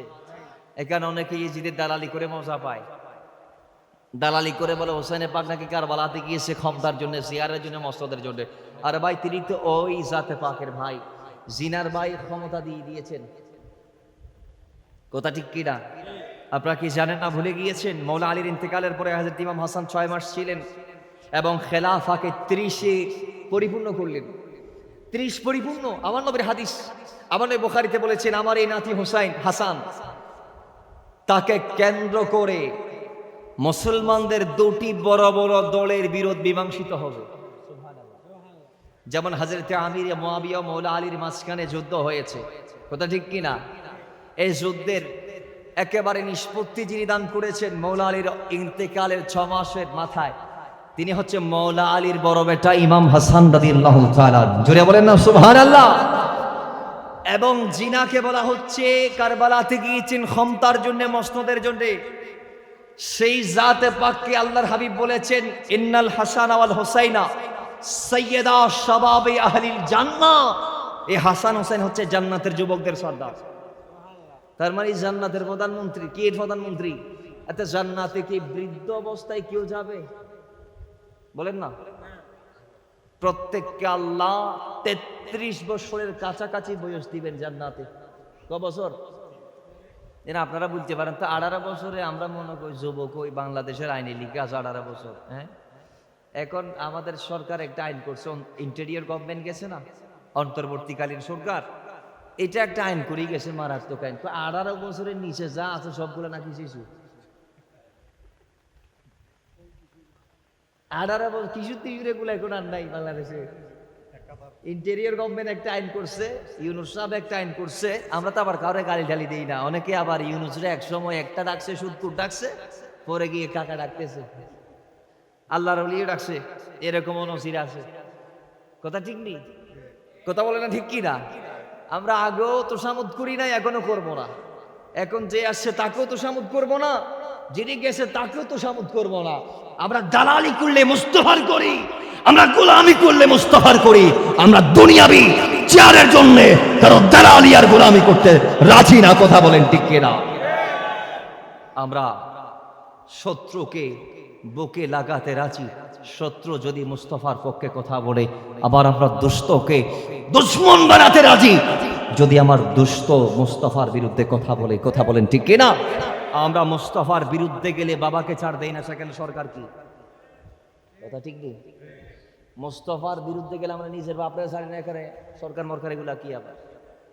যাই হোক, তারপর আমরা দেশের নাগরিক, রাষ্ট্র আমাদের সবচেয়ে বড় জায়গার নাম, এবং এই রাষ্ট্র পরিচালনার দায়িত্বে যারা থাকে তারা সরকার।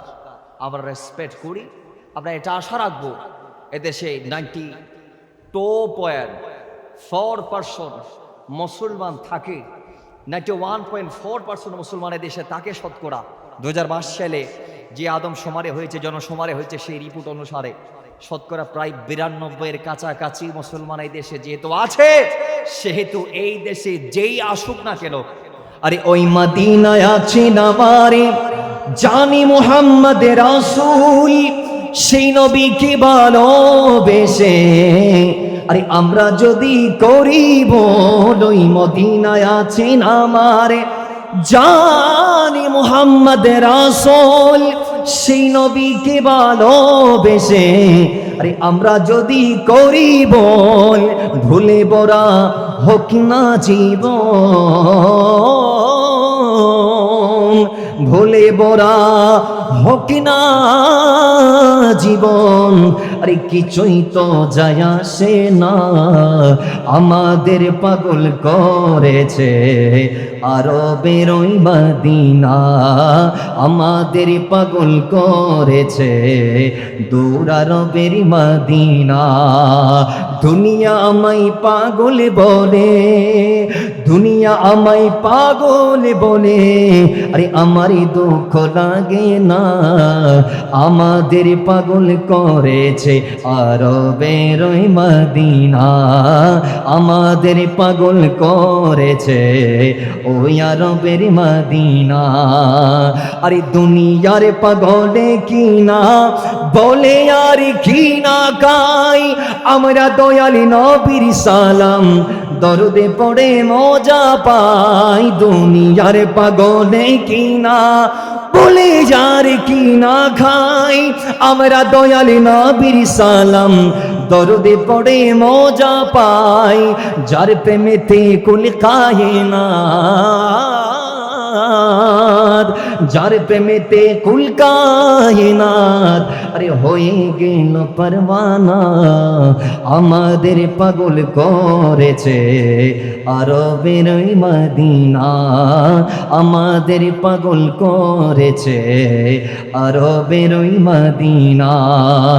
লোকে আমায় পাগল বলে, দুনিয়া আমায় পাগল বলে, আমারে দুঃখ লাগে না, রে আমাদের পাগল করেছে আরবের ওই মদিনা।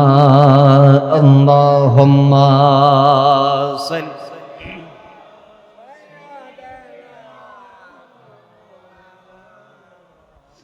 وعلى آل سيدنا।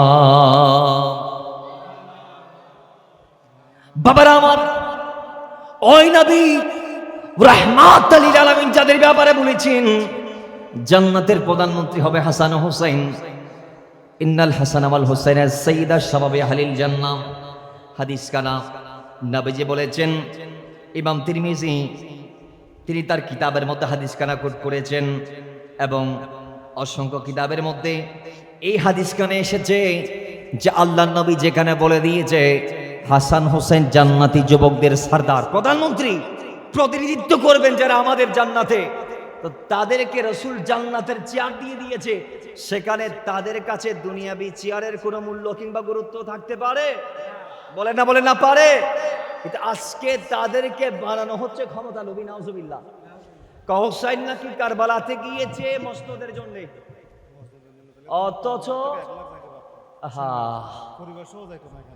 মসনদের জন্য গেলে কি মানুষ পরিবার নিয়ে যায় নাকি স্বর্ণ নিয়ে যায়? আর এই জালেম গুলা যে কথাগুলা বলে, মাশাআল্লাহ, আল্লাহর কসম, হোসেনে পাক অনেকে বলে, এই কথাও বলে হোসেনে পাক নাকি সন্তানদের জন্য পানিও চাইছে। কোথায় আছে? মীর মোশাররফ সাহেবের বিষাদ সিন্ধুতে আছে। বিষাদ সিন্ধু পীর মুফতি মীর মোশাররফ, বড় আন্তর্জাতিক আলেম, একজন বাংলা লেখক। কি লেখক? কারবালার প্রান্তরে কত ঘটনা তিনি বানায় সানায় লিখছে, একটারও ভিত্তি নাই। আল্লাহর কসম, হোসেনে পাক ইয়াজিদের শিবিরে গিয়ে পানি চাই নাই, পানি, বরং তিনি তাদেরকে বারংবার ঈমান ও ইসলামের কথা স্মরণ করিয়ে দিয়েছে, নানার কথা স্মরণ করিয়ে দিয়েছে। আপনি কি জানেন কারবালার ময়দানে ইমাম আলী মাকামের 6 মাসের বেটা ইমাম আলী আসগরের জন্য আলাদা একটা দোলনা বানানো হয়েছিল? সুবহানাল্লাহ। আলাদা একটা কি কারবালার ময়দানে দোলনা কেন? কতক্ষণ হোসেনে পাকের স্ত্রী কুলে নেই আলী আসগরকে, কতক্ষণ হোসেনে পাকের বোন জায়নাব কুলে নেই, কতক্ষণ শাহরবান কুলে নেই, কতক্ষণ আমার নবীর নাতিদের ভিন্ন ভিন্ন জন কুলে নিচ্ছে। সবাই যখন নিতে নিতে ক্লান্ত হয়ে যায়, তখন 4টা পিলার গাড়াই দিই, একটা ওড়না সেখানে টাঙ্গাই দিয়ে সেই দোলনার ওপরে ইমাম আলী আকবরকে রাখা হয়েছে। কারণ কি? কারণ যদি জানতে চাওয়া হয় তাহলে উত্তর আসবে, সেদিন যদি ইমাম আলী মাকাম কারবালার মাটিতে হোসাইনে পাক যদি তিনার সন্তান ইমাম আলী আসগরকে যদি রাখতেন, সেই আলী আসগর যদি পানির জন্য পা গুলা দিয়ে কারবালার মাটির উপর যদি তিনি আঘাত করত, ইনশাআল্লাহ জাওয়াজাল্লাহ আল্লাহ চাইলে সেই ইমামে আলী আসগরের পায়ের আঘাতে সেখান থেকে আবারও আবে জমজমের ফোয়ারা বের হতো। জুড়ে বলেন না সুবহান। এই জন্যে কারবালার মাটিতে হোসেনে পাক নিজের 6 মাসের বেটাকে রাখে নাই, কুলে নিতে নিতে নিতে নিতে না পারলে দোলনার উপর রাখছে, তারপরে মাটির উপর রাখে নাই। কেন? কারণ তিনি পা দিয়ে যদি আঘাত করে, কারণ তিনার নানা ইসমাইল নবীর আঘাতে তো জমজম আল্লাহ দিয়েছিলেন। হোসেনে পাকের নানা ইসমাইল জাবিহুল্লাহর কদমের পদচিহ্নের পায়ের গোড়ালির আঘাতে তো আল্লাহ আবে জমজমের ফোয়ারা নির্গত করেছে। গভীরতা মাত্র 8 মিটার। হ মিটার হন না, হ মিটার মাত্র 8 মিটার। আর 1 সেকেন্ডে জমজম থেকে পানি উঠে 8000 লিটার, 1000 লিটার। আপনি সাবাহল চিনেন তো সবাই, ফাইক নছিলেন। এখন তো আর অ্যাডভান্স হয়ে গিয়ে, এখন তো আর মোটর বয়েছে। হ্যাঁ, আহা, এখন সাবমার্সিবল যেটা বাড়িছে, সারি দিলে ট্যাঙ্কি ফুরাই গিয়ে দিও বাজি। এবার সারি দনের লগে লগে ট্যাঙ্কি ফুরাই যাবে। হাই রে, ওই সময় দেখেন সাবাকল আছে না, অথবা যা আছে দুনিয়াতে, এত প্রযুক্তি বাড়ছে, অ্যাডভান্স হয়েছে, বিজ্ঞানের অগ্রযাত্রা, এগুলা প্রযুক্তির ডেভেলপ। যাই হোক, এরপরেও প্রযুক্তি আমাদেরকে দেখাতে পারবে না মাত্র 8 থেকে 12 মিটার গভীরতার একটি কূপ থেকে যে সেকেন্ডে 8000 লিটার যখন পানির স্তর কম থাকে তখন উঠে। স্তর কম তাইলে 8000 লিটার যন্ত্রমুক্ত বাইরে ওদের সেকেন্ডে। স্তর যেত উড়ে তাই 5000 লিটার। সুবহানাল্লাহ। এটা আল্লাহ দিয়েছে। আমার আপনার নুন পানি খাইতেও তো অন্তত 100 ফুট ভিতরে জল পড়ে। কথা ঠিক কিনা? কিছু কিছু জায়গার মধ্যে আছে তো 2000 ফুট গেলেও পানি নাই, 700 এটা 700 ফিট। ওমা 900 ফিট বাড়াইলে যত বৃষ্টি পানি শোনা এত ভিতরে জল পরিবা হতে পারে। কিন্তু দেখেন, আর পৃথিবীর সমস্ত পানির একটি গুণ তৃষ্ণা নিবারণ করবে। জমজমের সমস্ত গুণ আল্লাহ দিয়ে দিয়েছে, বহু গুণ। কয়টি গুণ? এমনিতে জমজম, এখানে আল্লাহ খাদ্য রেখেছে, পানিও রেখেছে। সুবহানাল্লাহ বলেন। এর বাইরে মুস্তাফা বলছেন মাও জমজম লিমা শুরিবালাহু, এটা ওই পানি যেটাকে যে নিয়তে খাবেন সেই ফায়দা পাবেন। কারো ক্যান্সার যাচ্ছে না, লাইলা হুলবু নামক একজন সুন্দরী, পৃথিবীর জগৎ শ্রেষ্ঠ একজন সিঙ্গার ছিলেন লাইলা হুলবু। গোটো জমিনের বড় বড় ডাক্তার কবিরাজদের শরণাপন্ন হয়ে ক্যান্সারের স্তন থেকে বের হয়ে ক্যান্সারের জীবাণু বাঁচিয়ে রাখবেন। যখন ক্যান্সার একটা জায়গায় সীমাবদ্ধ থাকে, সেই জায়গাটাকে অপারেশনের মাধ্যমে ক্যান্সার রিকভার করা সম্ভব। কিন্তু ক্যান্সার যখন ওই জীবাণুটা যখন চারদিক ছড়াই যায়, তখন গোটো দুনিয়ার সমস্ত ডাক্তার কবিরাজ কেমোথেরাপি থেকে শুরু করে যা আছে সব ব্যবহার করলে আপনার কোনো ফায়দা হবে না, আপনার কবরের টিকিট কনফার্ম। লাইলা হুলবুকে ডক্টররা বলতেছেন তোমার পরপারে যাওয়া কনফার্ম হয়ে গেছে, এখানে তোমার আমরা দুনিয়ার যত কেমোথেরাপি দিব আমরা দিতে পারবো। 3 মাসের ভিতর তোমার সমস্ত যা আছে সব শেষ করে নাও, 3 মাস পরে তোমার অন্তিম যাত্রা হবে। আমরা 3 মাস পর্যন্ত তোমার হায়াত আছে বলে বলতে পারি, এর বাইরে না। তিনি বলতেছে ঠিক আছে, আমি তো মুসলমান, একটা কাজ করি, আমি একটু কাবাতুল্লাহটা জিয়ারত করে আসি। কোথায় কোথায়? কাবাতুল্লাহতে গিয়েছিলেন 1 মাস রমজানে, সেখানে ইতিকাফ করেছেন। লাইলা হুলবু বলছে আমি প্রত্যেক দিন জমজম গায়ে ডালছি। সুবহানাল্লাহ। বাড়ি যখন দেরি আর একখানে আসছো খন্ডা আর এত মনে হয় সুবহানাল্লাহর ফজিলত ভুলে গিয়ে একবার বললে জান্নাতে একটি বাগান। আমরা বাগানের মালিক হতে চাই কি চাই না? আওয়াজ আরো আসতে চাই কি চাই না? জান্নাতের মালিকানা আমাদের লাভ করার দরকার আছে না নাই? আল্লাহ আমাদেরকে জান্নাতের মালিকানা লাভ করার জন্য সুবহানাল্লাহ তাসবিহটি বেশি বেশি পড়ার তৌফিক দান করুন, আমিন পড়েন। তো এভাবে 1 মাস গায়ের মধ্যে জমজম দিলেন। 1 মাস পরে ওমরা শেষ করে হজের সমস্ত কাজ সমাপ্ত করে বাসায় গেলেন, ডাক্তারের কাছে গেলেন, টেস্ট করালেন।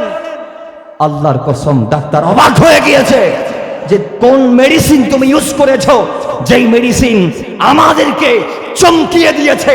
পৃথিবীর শ্রেষ্ঠ ডাক্তার আমি প্যারিসের মধ্যে চেম্বার করি, আমি পারি নাই, আমি জানি না ওই ওষুধ তুমি কোথায় পাইলা। কয়টা ওষুধ না, একটা জমজম, জোরে বলিস।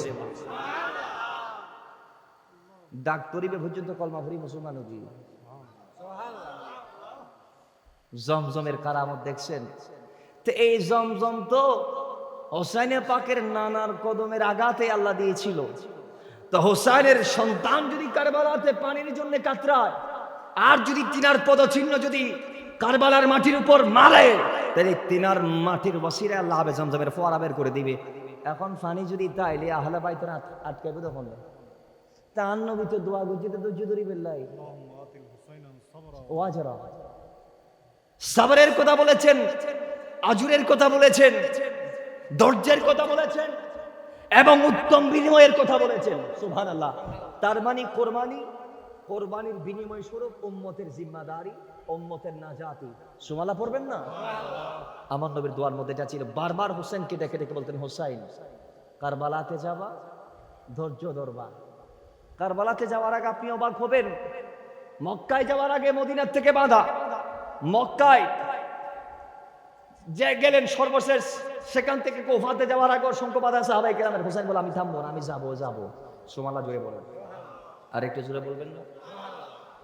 এরপরে কয় তাহলে আপনি যাবেন না, আগে আপনি আপনার পরিবারের কাউরে পাঠান, এরপর আপনি যাবেন। এই কথাগুলা বলার পরই হোসেন পাক রাদিয়াল্লাহু তাআলা তিনি তিনার প্রতিনিধি স্বরূপ 3 জনকে পাঠালেন। নবী কে নওয়াসে हुसैन बिन हैदर लड़कपन का वादा निभाने चले हैं। सुबह करें बला हो 72 को लेकर रज़ाए खुदा सर कटाने चले हैं। अरे वो गरी से निकल करे मदीने की बाहर खड़े कह रहे हैं ये ज़हरा की जानी, ज़हरा की जानी लयोनों से कह दो कि उम्मत की खातिर हुसैन अपने घर को लुटाने चले हैं। नबी के नवासे हुसैन बिन हैदर लड़कपन का वादा निभाने चले हैं। ईमानी आवाज़े पड़ी मरहबा। কথা জানি যে হোসাইন কারবালাতে গিয়েছে বাল্যকালে মুস্তাফাকে দেয়া ওয়াদা রক্ষার জন্য। সুবহানাল্লাহ পড়বেন না? তো এজন্য আমার নবীর নামাসাকে বারংবার বাধা দেওয়া পরেও কাফেলা মাকামে জাবলা সাফা থেকে শুরু করে প্রত্যেকটা জায়গায় গিয়ে গিয়ে বাধাগ্রস্ত হয়েছে। ফরজদক বলে হুজুর যাবেন না, কবি বলে হুজুর যাবেন না, কুফার মানুষ কথা দিয়ে কথা রাখতে পারে না। আর একটু দূর যাবার পরে হানি এবং তাবা থেকে শুরু করে হযরত মুসলিম ইবনে আকিল সহ মোহাম্মদ ইব্রাহিম তার 2 সন্তান প্রত্যেককে কতল করা হয়েছে, শহীদ করা হয়েছে, খবর পাইলেন তারপরও ছাড়ে নাই। কারণ কি? কারণ একটাই, বাল্যকালে মুস্তাফাকে ওয়াদা দিয়েছেন, ওয়াদা। তো হোসাইন কারবালাতে কেন গেলেন? ওর নানার ওয়াদা রক্ষার জন্য। সুবহানাল্লাহ পড়বেন না? এবং জমিন থেকে ইন্তেকালটা করলেন, প্রস্থানটা করলেন, শহীদ হলেন এভাবে যে আল্লাহর জন্য একেবারে যে তিনি প্রমাণ হচ্ছে এটা দেখিয়ে দিয়েছেন। রক্তাক্ত অবস্থায় শতাধিক আঘাতের পরেও যখন জিজ্ঞেস করা হলো হোসেন কি চান, আখের ইচ্ছা কি? আমি নামাজ পড়ব। সুবহানাল্লাহ। কি পড়ব? জমিনবাসী আজকে আমরা একটা কাটা পায়ে ফুটলে নামাজকে ভুলে যায়, একটু আঘাত পেলে আল্লাহকে ভুলে যায়। আমরা হালকা আঘাতে বিছনা ছাড়ি না। আর হুসাইন পাক শতাধিক আঘাত খেয়ে মন রক্ত তিনার পরিবাররা দিয়েছে। কারবালার ময়দানে ৭২ জন আপন জনের রক্ত মাখা দেহ দেখার পরও তিনি আল্লাহকে ভুলে নাই, সত্যের পক্ষ ছাড়ে নাই। কথা বলেন ঠিক না? তিনি বলছে আমার শেষ ইচ্ছা নামাজ। আমার নানা ইন্তেকালের আগে আমি সচক্ষে দেখেছি 2 জন সাহাবীর কাঁধে ভর দিয়ে, নবীজির পা চলছে না, কিন্তু আমার নবীর পা, রাসূল পা দিয়ে হাঁটতে পারছেন না। এরপরও 2 জন সাহাবীর কাঁধে ভর দিয়ে আমার নবী পা গুলা হেসরিয়ে সিদ্দিক আকবরের পিছনে নামাজ আদা করতে গেলেন। জোরে বলেন সুবহান। ইন্তেকালের 14 দিন আগে মুস্তাফা অসুস্থ ছিলেন। সেই 14 দিনে 3 দিন শুধু আমার নবী জামাতে নামাজ পড়তে পারে নাই, বাকি দিনগুলাতেও আমার নবী মৃত্যুর আগ মুহূর্ত নামাজের মুসল্লাতে ছিলেন। সুবহানাল্লাহ বলবেন না?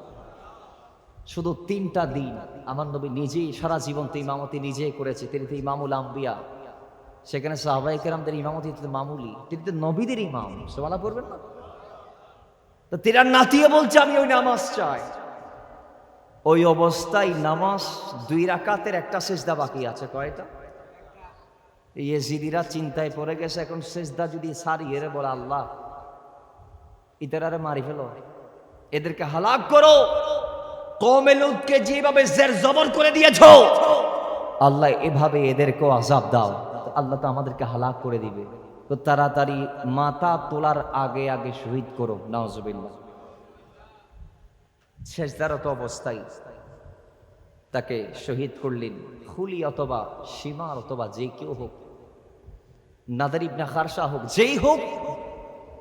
যেই হোক, হোসাইনে পাককে যখন মারা হচ্ছে, হোসাইনে পাক তখন আল্লাহর জন্যে মান তাওয়াদা লিল্লাহ অবস্থায় ছিলেন, ঝুঁকানো অবস্থায়। তা আল্লাহর হাবিব বলছে যে আল্লাহর জন্য ঝুঁকে যায় রাফাউল্লাহ, আল্লাহ তার শানকে এমন ভাবে বাড়িয়ে দেয় যার প্রমাণ হোসাইনে পাক নিজেই আল্লাহর জন্য ঝুঁকেছে। কারবালার ময়দানে কুরবান হয়েছে, ছাড় দিয়েছে দাঁড় থেকে, তিনার মস্তককে তিনি আলাদা করে দিয়েছে। কিন্তু তিনি মস্তক আলাদা করার পরেও সেই কাটা মস্তক ছিল 22,000 ইয়াজিদের সকল এর মস্তকের ওপরেই তিনার মস্তক ছিল। জোরে বলেন সুবহান। রাজসাক্ষী দিচ্ছেন, আমরা দেখছি হোসাইনের মাথা নিয়ে যাওয়া হচ্ছে বর্ষার আগায়। বর্ষায় বেয়াগুনের মাথার উদ্দি, তার মানে খাড়া মাথা এবং 22,000 ইয়াজিদের বেয়াগুনের উদ্দি। ইয়ান হইতে মান তাওয়াদা লিল্লাহ রাফাহুল্লাহ। হোসাইনে পাক জীবন দিলেন মান তাওয়াদা লিল্লাহ। তো তাকে আল্লাহ রাফাহুল্লাহ কিভাবে দিলেন? আজকে এক হোসেনের লোকান্তরে কোটি হোসেন দুনিয়াতে আছে না নাই? বলেন না, আছে না নাই? কোটি মা সন্তান হওয়ার আগে মানুষ করে থাকে আমার সন্তান হলে আমি হোসেন নাম রাখবো। কথা ঠিক কিনা? একটা ইজিদও আছে? বলেন একটা ইজিদও আছে? নাই, অস্তিত্ব নাই। অথচ ছিলেন প্রধানমন্ত্রী, ছিলেন সবচেয়ে বড় চেয়ারে। 2 মাসের মাথায় হুসাইনকে শহীদ করে তিনি থাকতে পারলেন না। আল্লাহ তিনাকে জাহান্নামে পাঠিয়ে দিলেন, কবর হড়ে দামেস্কত। কিন্তু এজিদের ফুয়াও কন্যা দিতের বাবার কবর হড়িয়ে। কথা ঠিক নেবে? ঠিক। দুনিয়াতে যারা ইয়েজিদের এখানে গোলামি করছে, ইয়েজিদের নামের আগে হযরত লাগায়, পরে রহমতুল্লাহ লাগায়, আমিরুল মুমিনিন খেতাব যুক্ত করে এরাও পর্যন্ত ইয়াজিদের খবরের নাম নিশানা খুঁজে পায় নাই। কোনদিন ইয়াজিদের নামে কোনো স্মরণ সভা করতে আমরা শুনি নাই, দেখি নাই, দেখবো না ইনশাআল্লাহ। আর হোসাইনে পাক জীবন দিয়েছে, শুধু কারবালার এই ঘটনার চর্চা মুহররম জুড়ে হয় না, তাম বিশ্বের প্রত্যেকটা অলি গলি, নগর নগর, শহর শহর, বন্দর বন্দর, কারিয়াতে, মসজিদের মিম্বর গুলাতে প্রত্যেকটা শুক্রবারে হোসাইনে পাকের নাম ধরা হচ্ছে, হোসাইনে পাকের আব্বা আম্মার নাম ধরা হচ্ছে। কথা বলেন ঠিক নেবে? জোরে বলেন না ঠিক কিনা? ইয়াজিদিরা কারবালার মাহফিল ময়দানে না করলে মসজিদে হয়ে যাচ্ছে। কথা ঠিক নেই? জোরে বলেন ঠিক কিনা? এই হোসেনে পাক